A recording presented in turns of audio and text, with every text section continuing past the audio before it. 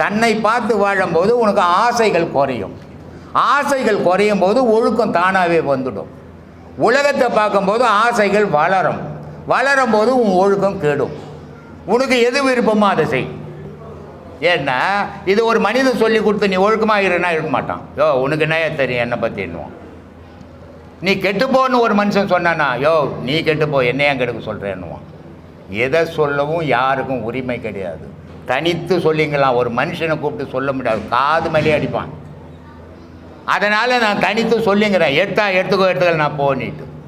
அதனால் ஒரு மனிதனாகப்பட்டவன் தன்னை பார்த்து தன் குடும்பத்தை பார்த்து வாழும்போது ஒழுக்கத்தில் வாழலாம்.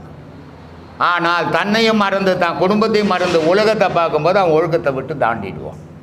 இதுதாம்மா ஒழுக்கம். ஒழுக்கம்ன்றது என்ன? அடுத்தவனுக்கு துன்பம் கொடுக்காத வாழ்ந்தீங்கன்னா ஒழுக்கம். அடுத்தவனுக்கு துன்பம் கொடுத்தோன்னா அயோக்கியத்தனம்.